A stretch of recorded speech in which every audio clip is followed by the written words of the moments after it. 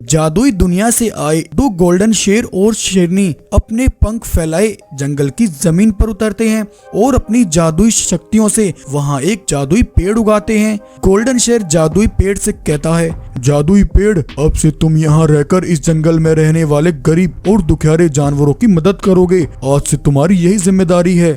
ये कहकर वो गोल्डन शेर और शेरनी वहाँ से चले गए। वहीं पास के जंगल में रघु नाम का एक गरीब शेर अपनी पत्नी और दो बच्चों के साथ रहता था। रघु उस कमर तोड़ गरीबी में बड़ी मुश्किल से अपने परिवार का गुजारा कर रहा था। यहाँ तक कि हर रोज 2 वक्त का खाना भी उसके परिवार के लिए मुश्किल हो रहा था। माँ, पिताजी, मुझे भूख लगी है, मुझे खाना दो। हाँ पिताजी, मुझे भी भूख लगी है, मुझे भी खाना दो। अपने बच्चों के मुंह से ये लफ्ज सुनकर रघु की जैसे आत्मा ही कांप उठी। थोड़ा सब्र करो मेरे बच्चों, मैं अभी जंगल जाकर तुम्हारे लिए कुछ खाने को लेकर आता हूँ। रघु जैसे तैसे अपने बच्चों को दिलासा दे रहा था, लेकिन वो जानता था कि वो इस समय किस परेशानी से गुजर रहा है। सुबह से लेकर शाम तक रघु जंगल में खाने की तलाश करता रहा, लेकिन सारा जंगल छानने के बाद भी उसे कहीं भी भोजन नहीं मिला। रघु हताश और निराश होकर अपने घर लौट रहा था कि तभी उसे अपने सामने एक विशाल पेड़ नजर आता है। रघु उस विशाल पेड़ को देखकर वहीं रुक गया और उस विशाल पेड़ को देखकर कहता है, मैंने इतना विशाल पेड़ आज से पहले इस जंगल में कभी नहीं देखा। अचानक से रातों रात ये पेड़ यहाँ कहाँ से आ गया। रघु के इतना कहते ही उस पेड़ के अंदर से एक तेज रोशनी निकली और उस पेड़ के अंदर से आवाज आई, आओ रघु, आओ, मैं तुम्हारी ही प्रतीक्षा कर रहा था। तुम एक सच्चे और ईमानदार शेर हो। मैं तुम्हारी परेशानी का कारण जानता हूँ। मैं एक जादुई पेड़ हूँ। मैं अपनी मर्जी से जितना चाहूँ उतना सोना, चांदी और पैसा निकाल सकता हूँ। ऐसा कहकर वो जादुई पेड़ अपने अंदर से सोने के सिक्के, सोना और पैसा निकालने लगा। उस जादुई पेड़ से पत्ते की तरह सोना निकलने लगता है। आओ रघु, तुम इसमें से जितना चाहो अपनी इच्छा अनुसार सोना और पैसे ले जा सकते हो। रघु ये देखकर बहुत खुश हुआ और उसने अपनी मर्जी से थोड़ा सा सोना एक बक्से में रखकर वो उसे अपने घर ले आया। उसमें से थोड़ा सा सोना बेचकर रघु ने अपने बच्चों को भरपेट भोजन खिलाया। अगली रात रघु फिर से उस जादुई पेड़ के पास आया और उसने कुछ सोना एक बक्से में रखा और उस बक्से को अपनी पीठ पर रखकर वहां से ले जाने लगा। लेकिन उस रात रघु को बीच रास्ते में सोने से भरे उस बक्से को ले जाते हुए 2 बाघ मानव देख लेते हैं। वो दोनों रघु का पीछा करते हैं।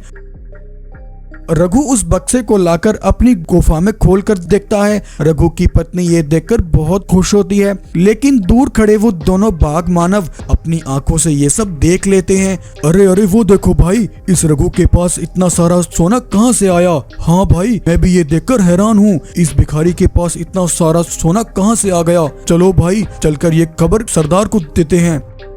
दोनों बाघ मानव सिपाहियों ने अपने सरदार कांचा के पास आकर उसे सब बता दिया। ये तुम क्या कह रहे हो? उस भिखारी रघु के पास तो कुछ भी नहीं है, फिर उसके पास वो सोना कहाँ से आया? जरूर तुम्हें कोई गलत फहमी हुई है। नहीं नहीं महाराज, हमने अपनी आंखों से देखा है। रघु आधी रात में एक संदूक में ढेर सारा सोना भरकर अपने घर लेकर जा रहा था। उसके बक्से में ढेर सारा सोना भरा हुआ था। अगर ऐसी बात है तो फिर मुझे इसका पता लगाना होगा। हो ना हो उस भिखारी रघु के हाथों जरूर कोई बड़ा खजाना लग गया है। हमें उस भिखारी रघु से उस खजाने का पता मालूम करना होगा। अगले दिन जब रघु सोने से भरा संदूक लेकर अपनी गुफा पर पहुंचा, तब कांचा दूर अपने सिपाहियों के साथ खड़ा होकर रघु की निगरानी कर रहा था। रघु की गुफा में ढेर सारा सोना देखकर कांचा की आंखें फटी की फटी रह गईं। इसका मतलब मेरा शक सही था। इस रघु को कोई ना कोई बड़ा खजाना हाथ लगा है, जहाँ से ये हर रोज सोना लाकर अपनी गुफा में इकट्ठा कर रहा है। अब तुम देखते जाओ सिपाहियों, मैं इस रघु के साथ क्या करता हूँ। ऐसा कहकर कांचा अपने साथ कुछ जानवरों को लेकर रघु के पास आया। रघु, ओ रघु, बाहर निकलो, जल्दी से बाहर आओ। रघु अपनी गुफा से बाहर आया।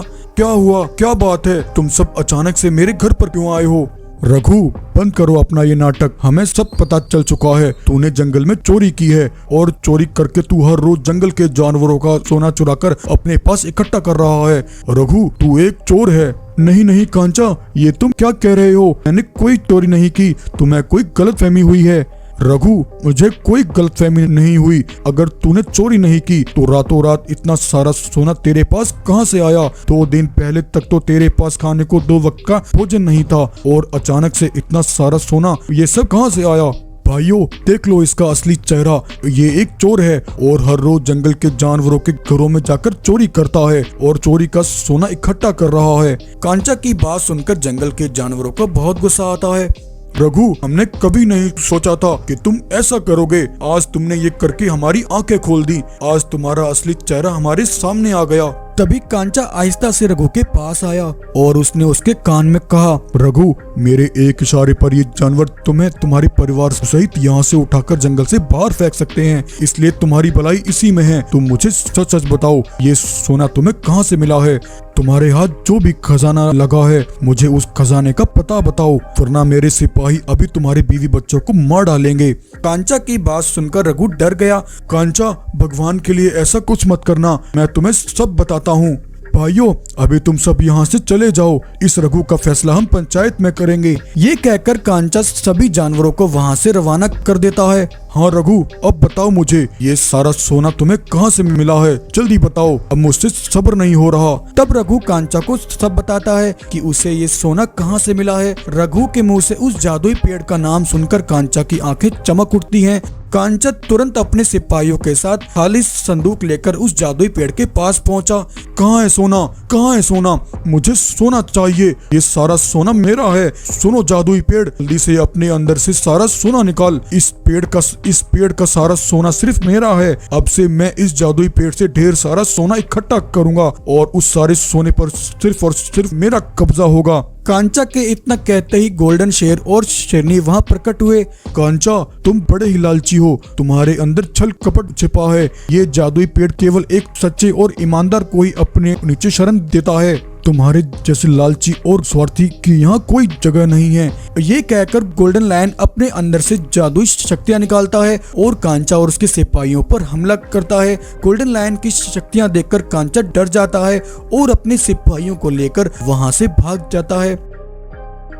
उधर रघु ईमानदारी के साथ जादुई पेड़ से मिले सोने को लेकर जानवरों के बीच बांट देता है। ये देखकर सभी जानवर बहुत खुश होते हैं और वे सभी खुश होकर रघु को ही अपने जंगल का राजा बना देते हैं। तो ये कहानी आपको कैसी लगी? अगर कहानी पसंद आई हो तो वीडियो को लाइक करें और ऐसे ही मजेदार कहानियां देखने के लिए हमारे चैनल को सब्सक्राइब करें।